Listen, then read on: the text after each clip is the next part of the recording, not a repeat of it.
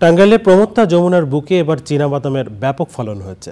বালিযুক্ত চর হওয়ায় যেসব জমি বছরের পর বছর অনাবাদি পড়ে থাকতো, এখন সেখানেও সবুজের সমাহার। বিশেষ করে বাড়ি চীনাবাদাম নয়, চাষ করে ভালো ফলন পেয়ে কৃষকের আগ্রহ সৃষ্টি হয়েছে। মুসলিম উদ্দিন আহমেদের রিপোর্ট। টাঙ্গাইলের ভুয়াপুর উপজেলার বলরামপুর, চরবাসালিয়া, জয়পুর সহ বিভিন্ন এলাকায় এবার ব্যাপক বাদাম চাষ হয়েছে। জেলায় 2335 হেক্টর জমিতে বাদাম চাষ হলেও বেশিরভাগ আবাদ হয়েছে যমুনার চরে। যমুনার বুকে জেগে ওঠায় এসব জমিতে সম্প্রতি বাড়ি চীনাবাদাম নয় চাষ হয়েছে। প্রতি বিঘায় কৃষকের খরচ হয়েছে 5 থেকে 7 হাজার টাকা। চরাঞ্চলের এসব জমি থেকে প্রায় 9 মণ বাদামের ফলন পাওয়া গেছে। সব খরচ বাদে কৃষকের লাভ থাকছে প্রায় 15,000 টাকা। বাদামটা একটু লাভজনক ফসল। এখানে বিঘা প্রতি আপনার 7-8 মণ হারে নামে।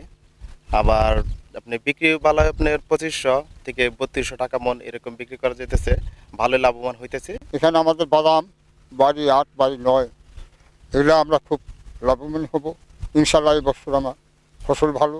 8,000 টাকা খরচ করছি, আমার 12,000 টাকা আয় আছে।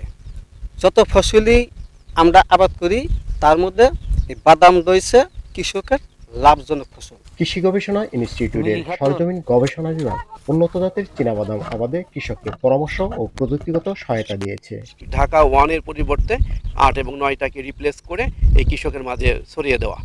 এবং আমরা এখান থেকেই আমরা কৃষকের সাথে কথা বলেছি, এখান থেকে যে বীজটা উৎপাদন হবে আগামী বছরের জন্য আমরা পুরো বীজটাই আমরা এখানে আমাদের স্টোরে করে রাখবো এবং এই বীজটাই আগামী বছর কৃষকের মাঝে ছড়িয়ে দিব। পুষ্টি চাহিদা পূরণ ও ভোজ্য তেলের আমদানি নির্ভরতা কমাতে সারা দেশে উন্নত জাতের চীনাবাদাম চাষ সম্প্রসারণে কাজ করছে বাংলাদেশ কৃষি গবেষণা ইনস্টিটিউট বারি।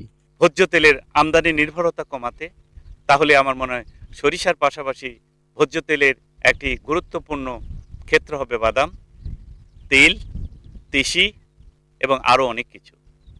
আমাদের বিজ্ঞানীদের প্রচেষ্টা, হাইব্রিড ডেভেলপমেন্ট, কিভাবে আমরা বেশি অল্প জমিতে কিভাবে বেশি উৎপাদন পাব।